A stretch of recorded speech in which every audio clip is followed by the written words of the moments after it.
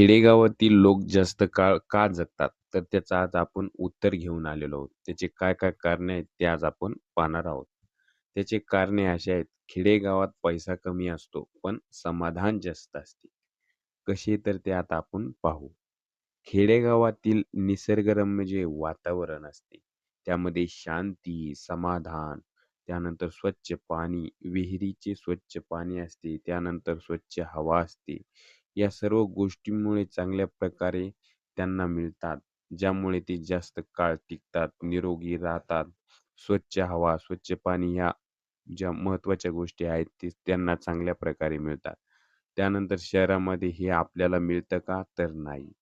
खेडेगावातील रोजची कामे पुरुषांची लवकर उठणे, शेतात जाणे, गाईचे दूध काढणे, शेण काढणे, गायी बैलांचे संगोपन यामुळे त्यांच्या शरीराची चांगल्या प्रकारे हालचाल होते. त्यामध्ये त्यांचा व्यायामही होतो.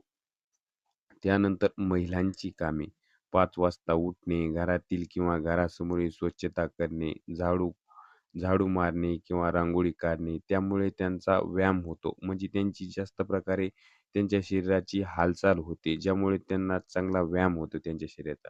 सर्वांची कामे आवरल्यानंतर ते चहा-पाणी घेतात. त्यामध्ये घरच्या गाईचे दूध असते. काय-काय व्यक्ती तर गरम पाणी सुद्धा पितात. आपल्याला स्वच्छ दूध शहरात मिळत नाही. शहरातील लोकांना चांगल्या प्रकारचे दूध आपल्याला मिळत नाही. हे तुम्हाला तुकाराम मुंडे साहेबांनी चांगल्या प्रकारे आता त्यांनी दाखवलेलं आहे सध्या. त्यानंतर स्वयंपाक. खेडेगावामध्ये सहसा चुलीवरच स्वयंपाक केला जातो. चुलीवरचा स्वयंपाक किती चांगला असतो हे आपल्याला माहीत आहे. तो आपल्या शरीरासाठी खूप उत्तम मानला जातो. असे डॉक्टर पण आपल्याला सांगतात, चुलीवरचा स्वयंपाक तुम्ही खा. पण आपल्याला सिटीमध्ये चुलीवरचा स्वयंपाक करणं शक्य नाही. स्वयंपाकामध्ये चुलीवरच्या भाकरी, ज्यामध्ये ज्वारीची भाकर, त्यानंतर बाजरीची भाकर, त्यानंतर मुगाची भाकर. तर तुम्ही कधी मुगाची भाकर खाल्ली आहे का? कमेंटमध्ये नक्की कळवा. खूप छान आहे. खूप छान लागते मुगाची भाकर आणि चटणी जर खाल्ली तर ते आपल्या शरीरासाठी अतिउत्तम. त्यानंतर भाज्यांमध्ये स्वतःच्या शेतातील भाज्या, ज्यामध्ये आंबाड्याची भाजी, पात्रीची भाजी, पालकाची भाजी, मेथीची भाजी. तुम्ही म्हणाल हे आंबाड्याची भाजी आणि ते काय असते? ते खेड्यातील लोकांना त्याचं नक्की माहिती आहे.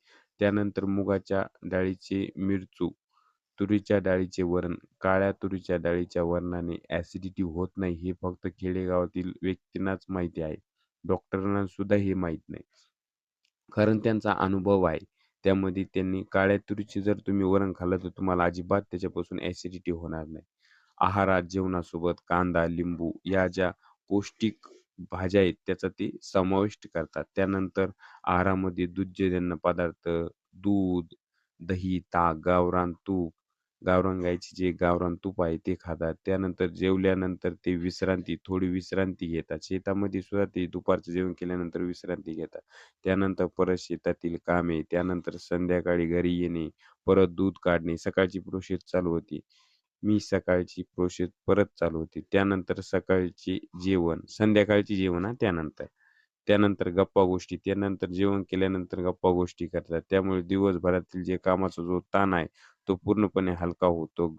गप्पा-गोष्टीमुळे मानसिक ताण येत नाही. माणूस फ्रेश होतो. त्यानंतर ते सकाळी लवकर उठतात. त्यानंतर परत सकाळी लवकर उठणे, अशा सर्व सवयीमुळे खेडेगावातील जो माणूस आहे, तो निरोगी राहतो व जास्त काळ तो जगतो. तर अशा प्रकारे खेडेगावातील माणसाची जीवनशैली आहे. तर धन्यवाद.